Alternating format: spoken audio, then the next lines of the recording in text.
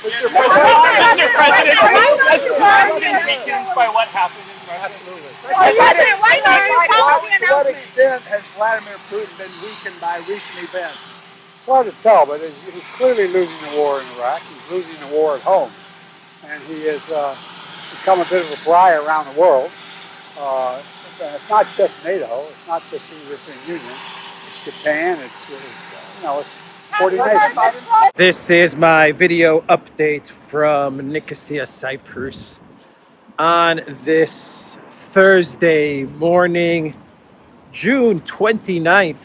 Let's talk about some news, and let's start things off with Joe Bidenopoulos, Greece's favorite son. Joe Bidenopoulos talking about how Putin is losing the war in Iraq. Oh boy. So Joe Biden, obviously under a lot of pressure. I wonder why he's under a lot of pressure. Maybe it has to do with Hunter and the IRS whistleblower. We'll get to that in a bit. It used to be Privat Bank in Nicosia, Kolomoisky's bank. We all know who Kolomoisky was. They actually removed the sign. Now it just says bank. It used to say Privat Bank, but it's for rent if anyone wants to rent Kolomoisky's old bank here in Nicosia. It's for rent. Kolomoisky. Privat Bank, Ukraine, Biden. We're going to get to all of this stuff in a bit, but let's get to what Biden told reporters here. You saw the opening video clip. Let me read you the quote because I think I have it handy. Putin is losing the war in Iraq. Let's see. Biden said, "It's hard to tell, but he is clearly losing the war in Iraq. He's losing the war at home, and he has become a bit of a pariah around the world. And it's not just NATO. It's not just the European Union. It's Japan. It's, 40 nations," Biden said. When you watch the video clip, as Biden is trying to think of the countries that are aligned against Putin, you can tell that his brain is having a hard time coming up with the countries, because even Biden knows that 80% of the world is with Putin and with Russia, and pretty much the only countries that are against Russia and Putin are the countries that are the U.S. Lapdogs.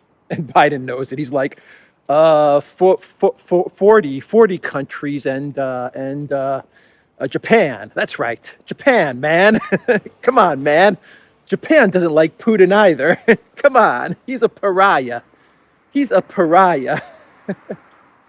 But the entire world is laughing at Biden, but Putin's the pariah. It's hard to tell, but he's clearly losing the war in Iraq. He's losing the war at home. And he has become a bit of a pariah around the world. It's not just NATO. It's not just the European Union. It's Japan. It's 40 nations. And I like how Biden says, it's hard to tell. You're the president of the United States. He says, it's hard to tell, but he is clearly losing the war in Iraq. It's hard to tell, but he is clearly losing the war in Iraq. Oh boy. All right. So we had the IRS whistleblower. He gave an interview to Fox News, to Brett Baer. And basically, this guy, Gary Shapley, he said that Hunter Biden received $8.3 million from 2014 to 2019 from, which way should I go? Guys, which way should I go? Let's go this way. He basically received $8.3 million from China, CFC, Ukraine, big surprise, big shocker, and Romania. Romania, you ask, when did Romania come into the picture? Well, let me tell you about Romania. I did a video from Bucharest, like sitting in downtown central Bucharest, maybe like 3 years ago, when I first started to do these types of videos, and not many people were watching. But I was in Bucharest, and one of my favorite cities, by the way. I love Romania, love Bucharest. And I was talking about Hunter Biden's business dealings in Romania. And pretty much all of Romania knew, like speaking to people in Romania, they all knew that Hunter Biden was involved in all kinds of business.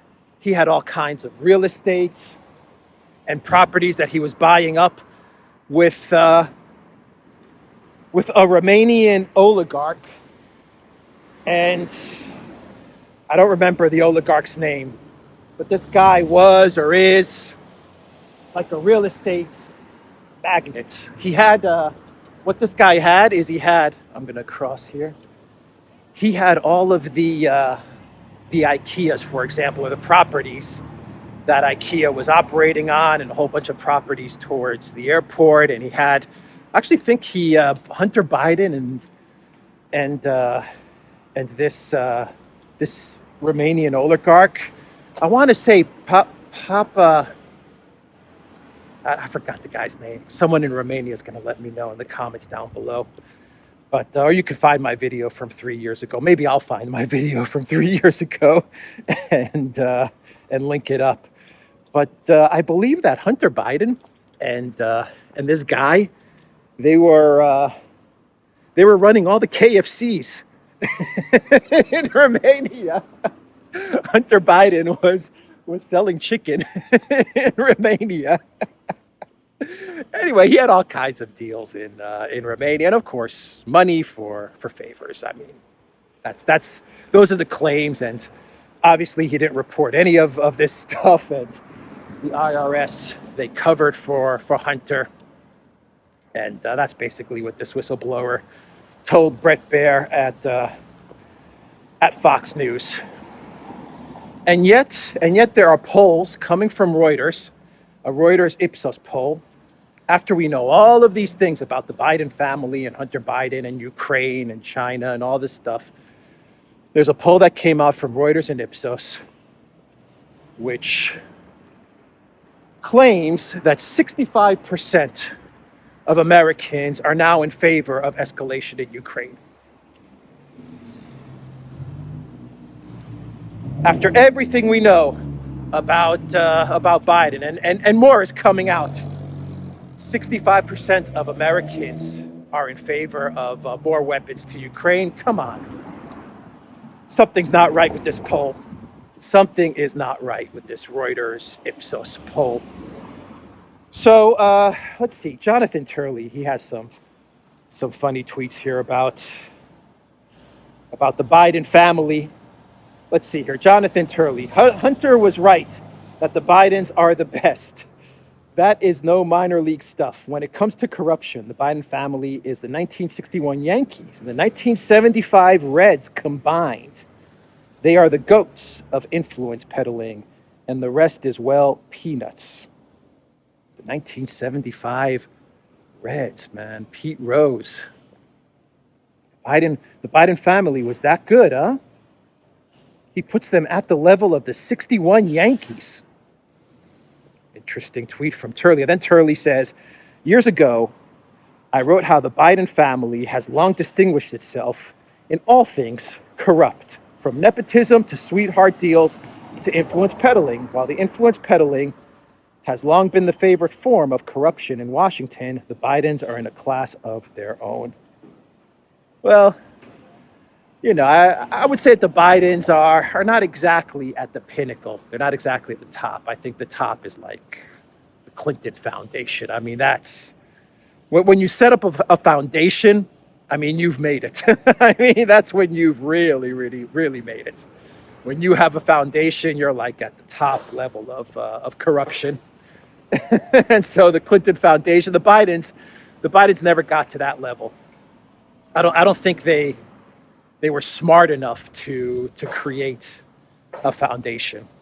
It just wasn't in them. They preferred, the type of WhatsApp messages and, give me give me 5 mil for this, give me 5 mil for that. My father is sitting right next to me. That's kind of what the Bidens preferred. So obviously Biden is upset and he's stressing out, and he's calling Putin a pariah. Putin is the pariah, according to Biden. Trump actually said that he doesn't think the United States can last for 4 more years like this. He said even a year will be hard. I agree. I agree with Trump. Biden is an absolute freaking disaster. The Biden White House is an absolute freaking train wreck. And Trump's right. We've been saying this on the Duran with Alexander, that 4 more years of Biden, the U.S. is not going to make it. The U.S. can't survive 4 more years of Biden. I don't think the world can survive 4 more years of Biden. So let's talk a bit about Walk on the Wild Side Duda and his trip along with the Lithuanian president to Kiev, a double secret, super duper covert, unannounced trip to Kiev, which was filmed on video. Anyway, Duda, let me cross over this way. Duda makes his way to Kiev. He's going to meet with Zelensky, as will the Lithuanian president. And as I said in my video yesterday, all of this is about providing cover for some other plans that the collective West, the Biden White House, that the neocons that they want to put together in Ukraine. So they send guys like Duda, the Lithuanian president, to Kiev so that they can provide the cover for some other sinister plots that they're cooking up. And in this instance, it looks like the sinister plot that is being cooked up in Kiev, in Ukraine, is Polish troops on the ground. Is that what we're looking at? So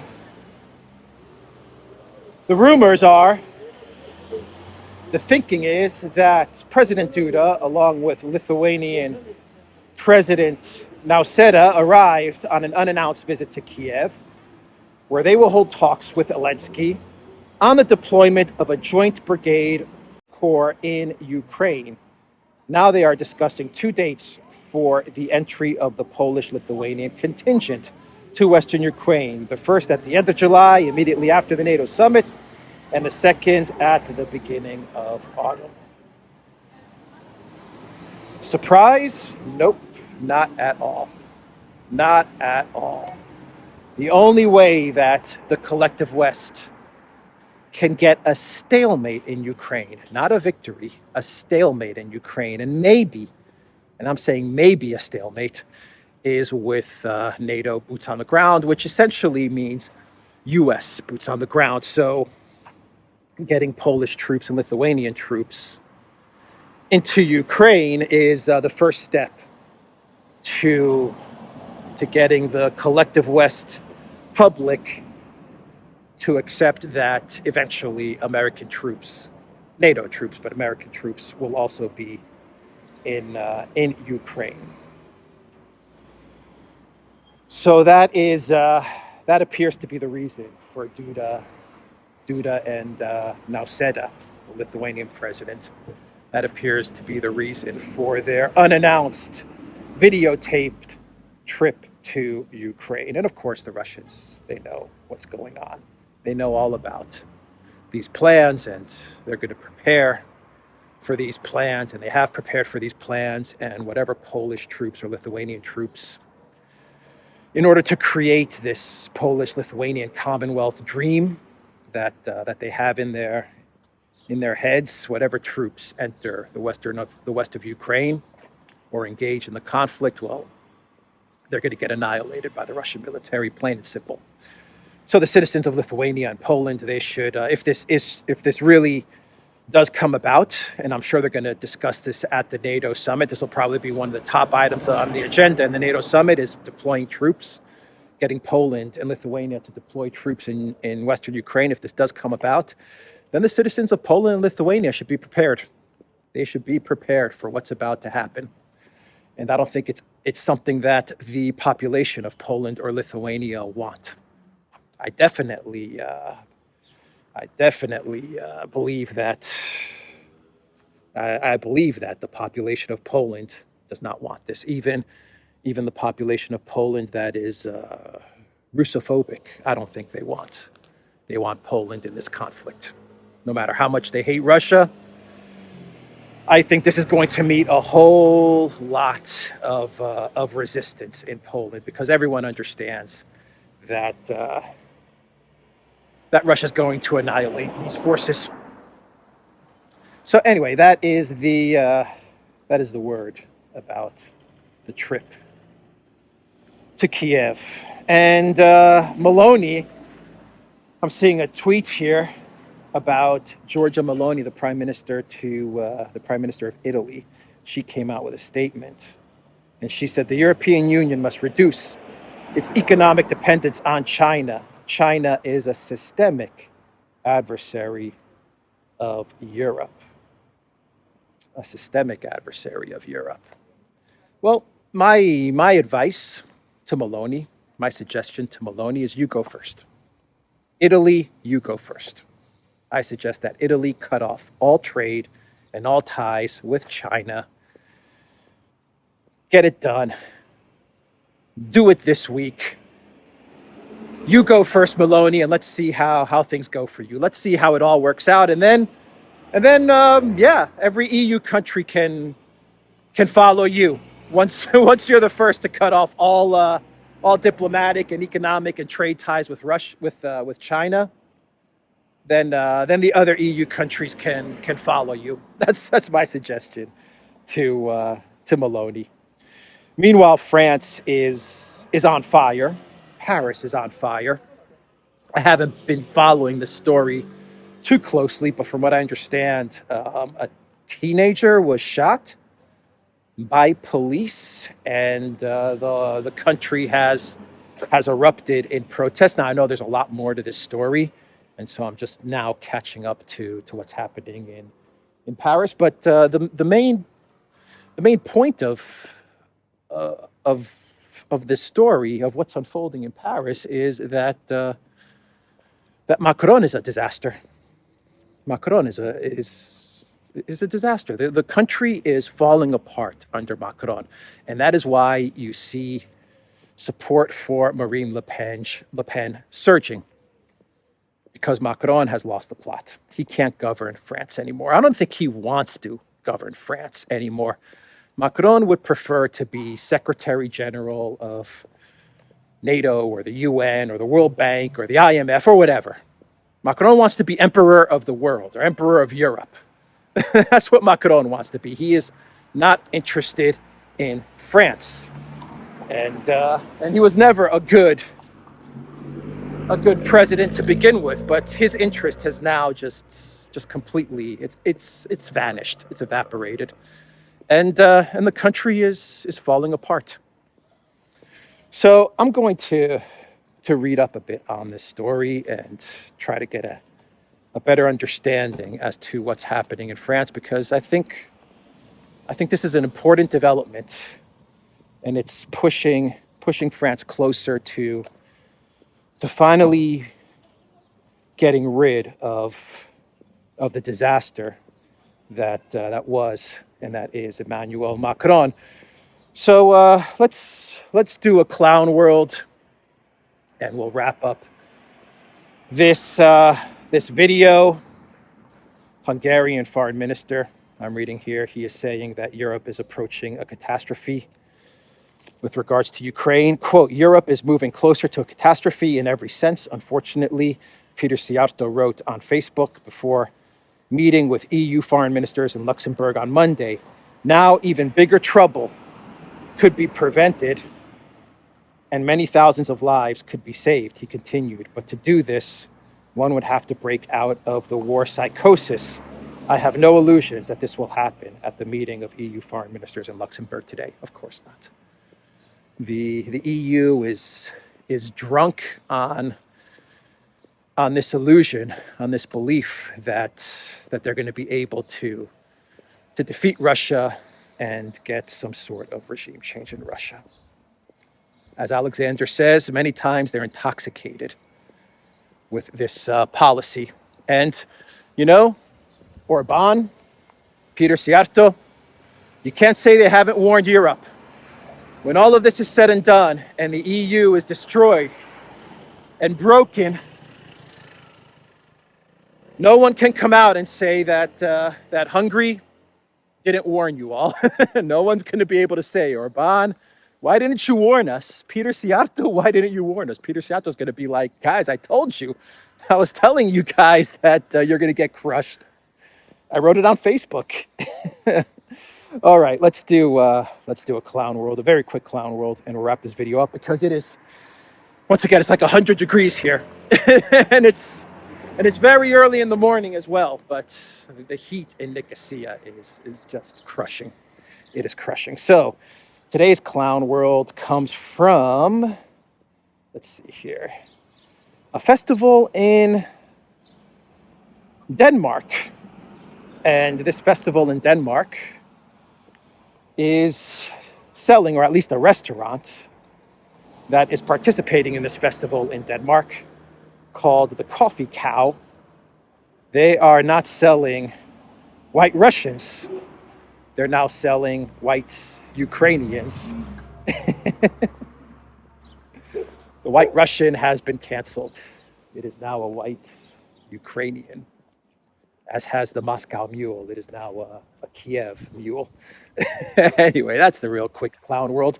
We had a really good clown world in the beginning of this video with Joe Bidenopoulos, Greece's favorite son, and the war in Iraq that's going poorly for Russian President Vladimir Putin. Oh boy. All right, that's the video, everyone. Duran.locals.com. We are on Rumble, ODYSEE, BitChute, Telegram, and Rockfin, and go to the Duran shop. Pick up a t-shirt, 10% off. Use the code GOODDAY. Right now I am on Kennedy Avenue. Cyprus loves the Kennedys. Absolutely has a deep love for John Kennedy and Robert Kennedy. Anyway, that's the video. Take care.